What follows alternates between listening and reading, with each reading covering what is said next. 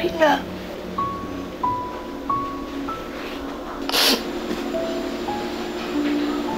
Sorry na.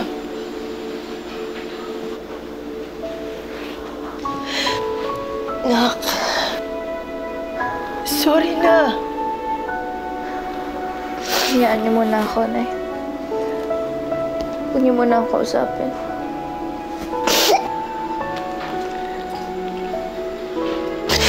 Sige. Sige. Sorry. Sorry.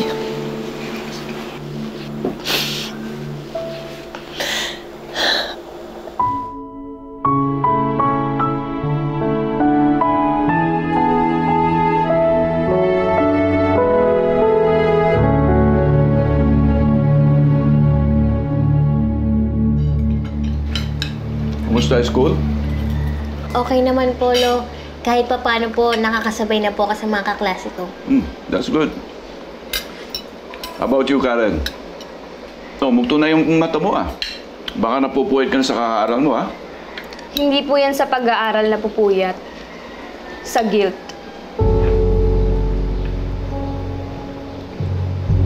Guilt? Bakit? Karen? Sir Nan, Bakit? nawawala yung diamond earrings ko. Nilagay ko lang sa bedside table natin eh. Sino naman kukuha nun? Hindi ko nga alam, basta nawala. Baka naman na-misplace mo lang. Ngayon lang yun nawala eh. Bakit hindi niyo po itanong kay Karen? Siya po ang nagpapasok ng magnanakaw dito. Ha? Umamin ka na. Kitang-kita ko, nagpapasok kayo ng nanay mo dito kagabi habang tulog lahat ng tao. Kasalanan niyo to eh. Is this true, Karen? That's a serious allegation, Nina. Are you sure?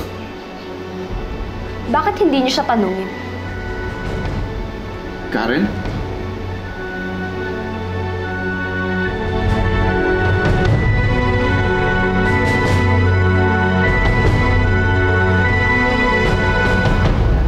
Good morning, everybody.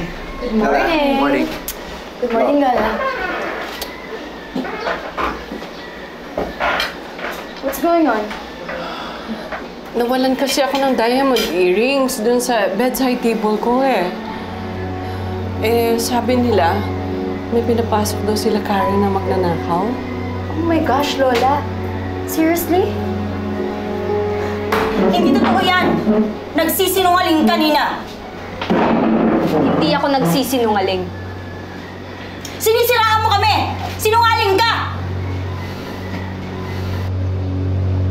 Nay, tama na! Pwede ba tumahimik ka na lang?